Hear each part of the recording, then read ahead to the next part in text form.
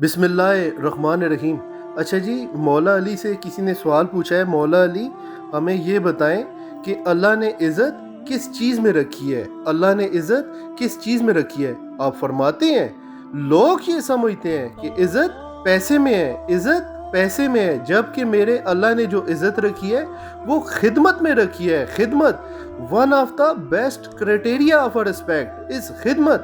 پھر آپ سے پوچھا مولا علی ہمیں یہ بتائیں کہ کامیابی کا راز کیا ہے؟ کامیابی کا راز کیا ہے؟ آپ فرماتے ہیں کامیابی کے 3 راز ہیں، یعنی صبر، شکر اور محنت، یعنی یہ 3 چیزوں میں اللہ نے کامیابی رکھی ہے۔ آپ پھر سوال پوچھا مولا علی ہمیں یہ بتائیں کہ دنیا کا سب سے عقل مند آدمی کون ہے؟ دنیا کا سب سے عقل مند آدمی کون ہے؟ آپ فرماتے ہیں جو دنیا کو دھوکہ نہ دے اور خود بھی اس دھوکے میں نہ آئے۔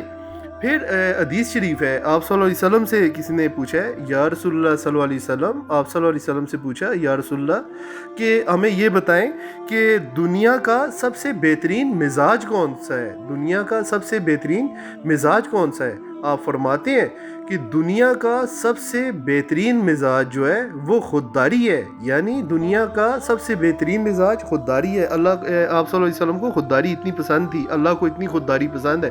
پھر آپ سے پوچھا یا رسول اللہ صلی اللہ علیہ وسلم ہمیں یہ بتائیں کہ دنیا کا سب سے بدترین مزاج کون سا ہے؟ دنیا کا سب سے گندا مزاج کون سا ہے؟ آپ فرماتے ہیں دنیا کا سب سے گندا ترین مزاج محتاجی ہے، یعنی آپ جو ہاتھ پھیلاتے ہو، جو لوگوں سے پیسے مانگتے ہو، یہ دنیا کا سب سے گندا ترین مزاج ہے۔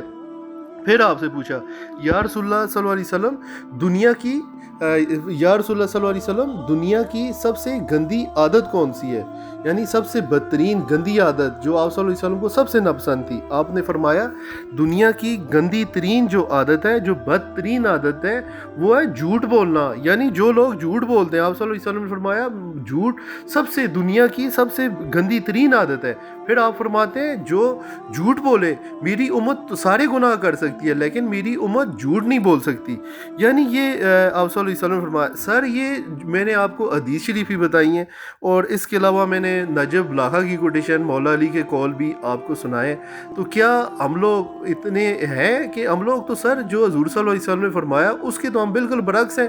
ہم تو سر عزت جو ہے پیسے میں ڈھونڈ رہے ہیں، اور اس وقت جھوٹ کا اگر عالم کروں تو پاکستان میں 80% اس وقت جھوٹ چل رہا ہے، یعنی جھوٹ بولنا۔ بلکہ ہمارا تو کرائٹیریا ہی عقل کا یہ ہے کہ ہم کہتے ہیں کہ جو جھوٹ بولے، جو فراڈ کرے، وہ تو دنیا کو سمجھتا ہے، وہ تو تیز تراز آدمی ہے، وہ تو بڑا سمجھدار آدمی ہے۔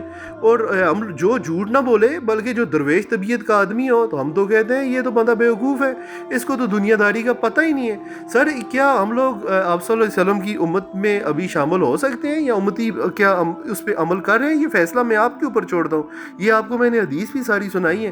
تو اللہ ہم سب کو اس پہ چلنے کی توفیق عطا فرمائے جو آپ صلی اللہ علیہ وسلم نے فرمایا ہے۔